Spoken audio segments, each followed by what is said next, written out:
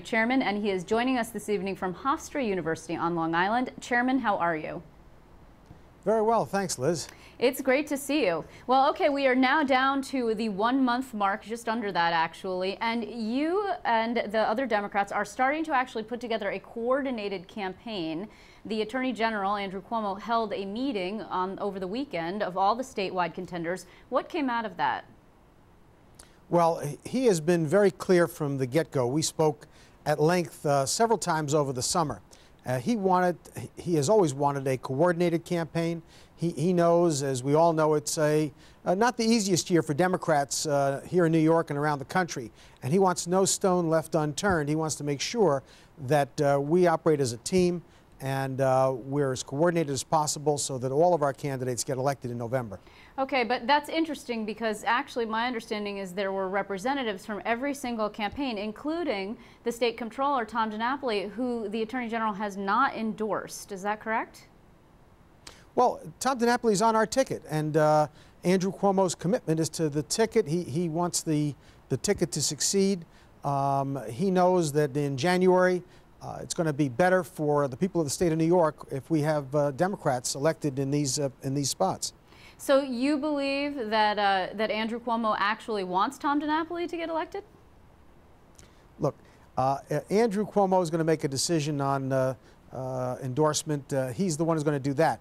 The ticket is something that is very important, and as the state Democratic chairman, I'm going to work hard to see to it that they all get elected, every member of the ticket. And Tom DiNapoli's representatives were invited to this meeting, and that speaks for itself. Okay, so what does this mean, a coordination? It means that you're going to be doing multiple appearances together. It means that you're going to try and get out a field operation. I mean, the real danger for you as Democrats, because we are in a Democrat-dominated state, is that the base does not turn out. That's the problem, right? Well, that's right. We had in the last election 2,093,000 Democrats in 2006 that actually voted. And we want to get every one of them back. That's our objective. So we'll be knocking on doors. We'll be making phone calls to Democrats. We'll be certainly sending them mail. And, of course, the regular campaigns will overlay all of that, you know, the TV advertisements that people see and the campaign trips. And we're going to be helping coordinate. Andrew Cuomo wants to see that we keep that Senate majority. It's very important to him. And he's going to be out there campaigning with some of these state Senate candidates in the key, most critical areas. So we're going to be helping to coordinate all of that. He's made it very clear. He sees this as one Democratic Party. He's committed to that. He's the top of the ticket, but he doesn't look at this as a race for him alone. He is being very free with the dollars from his campaign. He's been very generous with the state Democratic Party, and I think it really means a lot. Yes, he has. What has he given to the state party, actually? Well, in terms of dollars, you know, it's going to show up on the filings, but I think now we're well over the $1 million mark, and he is committed more. Andrew Cuomo, I have to say, and you know, the expectation sometimes for candidates at the top is that they don't help down ballot. That's not been the case with him, and I've read some of the reports and some things in the paper, and it just goes against what I know to be true. He has been from the beginning very committed and given me very clear instruction as to what it is he's hoping that we accomplish, and I've gone out there and done my best with the team, because we are a team, so, Chairman, to pull this whole thing together. Isn't that a little bit dangerous, though? Because as you were around in 2008, when we saw Eliot Spitzer, and rather, excuse me, 2006, when we saw Eliot Spitzer go very hard to try and flip the Senate into Democratic hands, and that's what sparked this animosity between himself and Senate Majority Leader at the time, Joe Bruno. I mean, they were at war. There used to be this tacit agreement between the governor and the Senate, whoever was in control, that one would not be sort of getting involved in the other, because if he doesn't flip the Senate, if the Republicans take back the Senate, it's going to be difficult for the governor to work with that majority, no? No, I don't think so. Look, every 2 years there's an election. Every 4 years for governor, every 2 years the Senate, the Assembly, and the expectation really ought to be, I think the people have an expectation that your Democratic team is going to stick together. They're not looking for these underhanded, behind-the-scenes kind of games to be played with tacit agreements. They want straight talk. And Andrew Cuomo's been very straight about his policies, about what he wants to do for New York State. He needs a team that is going to be there to help him.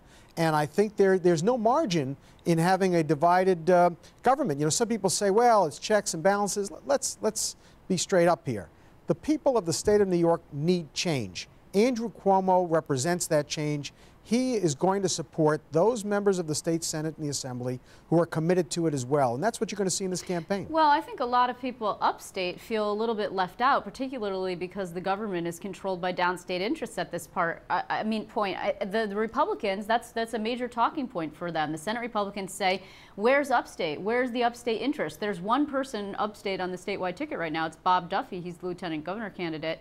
But other than that, you know, you're seeing a downstate-controlled Senate, a downstate-controlled Assembly, all of these downstate interests. I mean, what's there for upstaters? Well, I mean, I would disagree with that. First of all, you know, Bob Duffy is going to be the lieutenant governor. And Andrew Cuomo has made it very clear he sees major responsibilities in that role: economic development, the business community, making sure we get jobs to upstate New York. So, you know, we have that. You know, let's not forget that Senator Gillibrand is running as well on our ticket, and she's from upstate New York, too. So, you know, I think that one of the things that Andrew Cuomo has been saying from the get-go is that we have to stop this divisiveness, upstate versus downstate. He knows, and he has articulated very well, the fact that if upstate does well and upstate grows, that's going to give tax relief to everybody in the state, on Long Island, in the city, because then upstate is going to be carrying a bigger part of the burden, and that's going to be benefiting everybody. So a job upstate helps people downstate. Andrew Cuomo is committed to that. His economic plan that he's been talking about, his visits upstate, show his commitment to that. That's a Republican old-school methodology. Let's divide. Let's put one area against another. And he's not going to settle for that. Neither are we. But don't you believe that part of what has been the appeal of Carl Palladino is that people in Western New York know him, he's an entity there, and that he speaks for this disaffected feeling that people have, this anger that people have? I know that you're going to tell me that he's taken it too far and that he's too angry and it's not a governing strategy, so I get it. But what about that feeling that upstaters have that no one's speaking to their needs? Well, I think it's legitimate that people are angry, and I think they've got every right to be angry. And Andrew Cuomo understands that too, and frankly, you know, he's angry as well. He doesn't think that things have worked the way they should work, and he has been speaking to that. But the difference here is this: Andrew Cuomo understands that it's one thing to be angry, it's another thing to be able to fix the problems. That's what he's articulating. He's articulating a specific set of policies that are designed to make things better for the people in Western New York. That's what he's campaigning on. So you can have the angry man, and that's going to catch attention, and it has a certain level of, well, excitement to it perhaps in the beginning. But you grow tired of that pretty quickly, and you turn to someone that's really going to do something for you. That's why people, I think, and the polls are showing a shift to Andrew Cuomo. Well, now, just before I let you go, I want to ask also, have you been having any discussions when you speak to Andrew Cuomo about what's going to be happening in the future of the party? I mean, you were an appointee of David Paterson. Will you be continuing on as chairman? I missed the last part of that question. Oh, I'm so you sorry. said, will you be continuing? On as chairman. This is what I would say to that. My focus right now is this election. I'm going to work very hard to see to it that our team is elected. And I'm sure at the appropriate time, I will be able to sit down. We'll talk about the future of the party. I know that Andrew Cuomo has said to me that he wants to see a very active state party that's engaged and is building so that we develop an infrastructure that helps Democrats straight through beyond this election. He's starting that with his entire concept of a coordinated campaign. And I think we're going to see great success doing it that way. Would you like to remain chairman? Well, I've enjoyed working up to date with Andrew Cuomo. I think he's a great candidate. He's going to be a great governor. And I'm going to leave that to him. We're going to talk about that certainly after the election. He's got a government to form, far more important issues. And, you know, again, it's been a pleasure to date. So we'll see how it goes moving forward. Okay, well, Chairman, thank you very much. Jay Jacobs, it's always a pleasure. We'll be speaking to you soon, I'm sure.